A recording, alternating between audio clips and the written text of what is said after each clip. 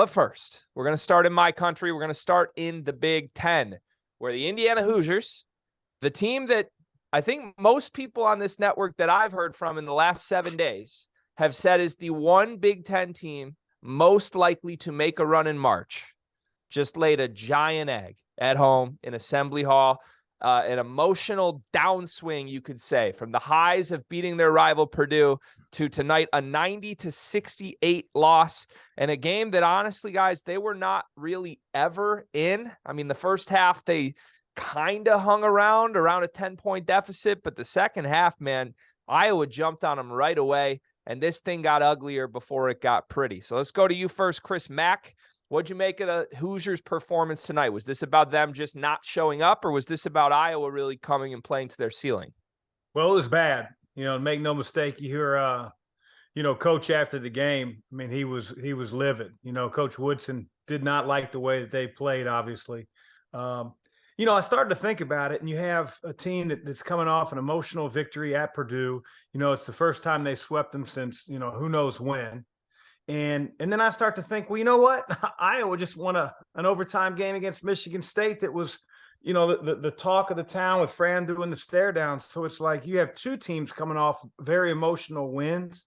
To me,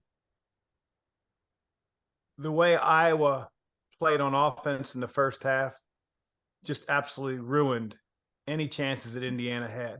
I think a lot of times when I watch IU play, it's like, hey, how are teams going to guard Trace Jackson? They're going to double him on the catch, on the post dribble. What are they going to do when he's facing the basket against their big guy? And to me, that didn't even matter because Iowa's offense was carving up Indiana so bad that at one point it's 15, 20-point game, and it's who cares really how you guard Trace Jackson Davis, and they never got back in the game. I just thought it's one of those, you just throw the tape away. I thought Purdue had a hangover. It's a Purdue win hangover for Indiana. You win that game, you're cruising along, reading your press clippings a little bit. They just didn't show up. I mean, let's just, there's no other way to add to that, Chris. I mean, you're right. They just didn't show up. I thought they got whatever they wanted. There was little resistance. They tried to make a little run to get back in it, but they didn't go out worth a damn, and they paid for it. I mean, Iowa just open shot. They shot over 50% from the floor from two and from three. I mean, little resistance at all. I thought it was disappointing, particularly at home. You didn't expect that type of effort at home. I think that's where we're like, wow. Like if he was on the road and this happened, you just chalk it up. But that's a really disappointing game to lose at home. And I've been a big proponent of Indiana. I mean, I think that, we talked a few shows ago, Randolph, about, could Trace Jackson Davis actually be Big Ten Player of the Year? And people were, like they were getting mad at me on social media and said, hey, you got to see how those two teams battle against each other. And IU ends up sweeping them. And, for them, to me, it's a cause for concern. I hear you burn the tape. Yeah, you're not worried about one game, but like, I don't think the elite teams, the teams that have a chance to go to a Final Four, win a national championship, are going to have a home game like that. I could be wrong. Many teams have rebounded in the past, but I didn't like that performance at all. There was no readiness. There was no fight. Iowa did whatever they wanted, especially in the first half. Tony Perkins was incredible. Murray's always going to be good, but I thought Perkins, I thought he was the best player on the floor tonight. Yeah, he was great. He was great for sure.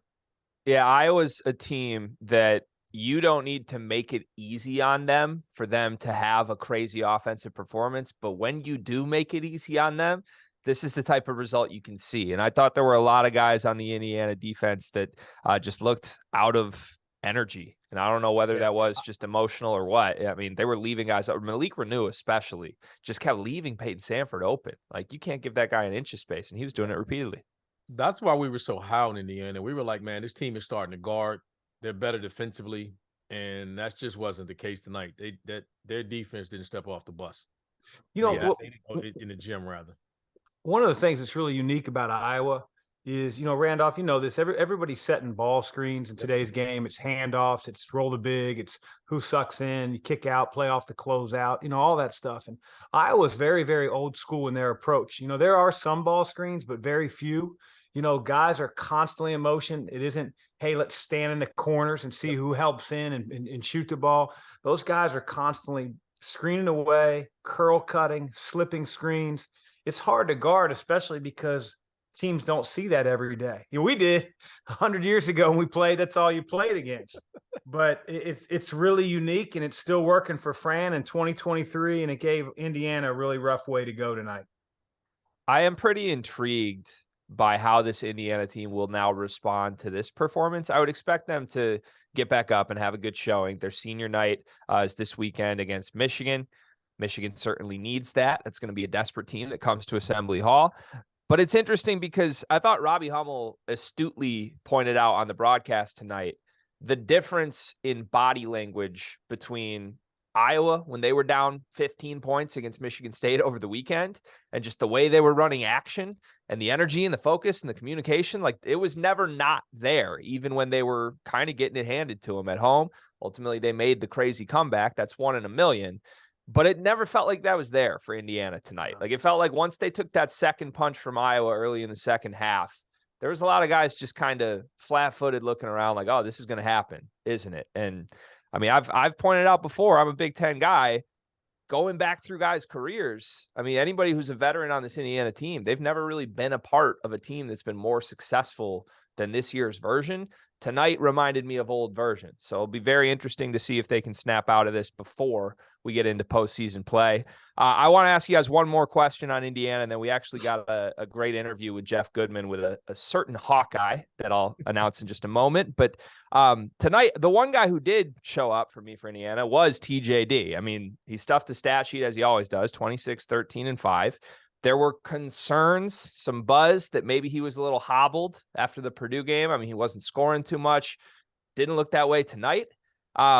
Do you guys think, like, is this something that concerns you about the Indiana roster, where like TJD can have a night like he did tonight, and there might just not be enough guys around him that can step up? Hood-Schifino didn't have his best night, but I mean, it's really those two stars and then a lot of role player types. Does that concern you before you get to postseason play, Chris?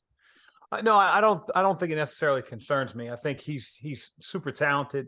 You know, he's had nights where he's carried a team, and those other guys have pulled their load as well. I think what concerns me is what Randolph talked about, and that is just the lack of intensity on defense tonight.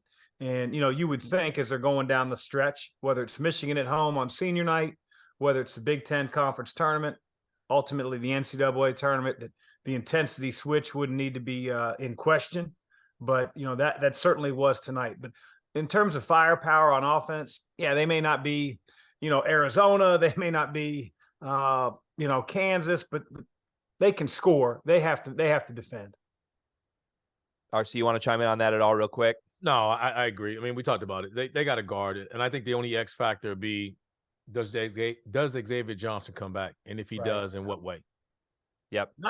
I don't know anything. You know, I've heard he's coming back. He's coming back. He's coming back. Right. Are they sandbagging to get a better seed in the NCAA tournament? You know, don't put it past any team, not Indiana, any team to do that. Yeah, the comment that I heard today was he was not ruled out for the Michigan game this weekend, but he was ruled out last minute for this game. That seems to be a consistent theme.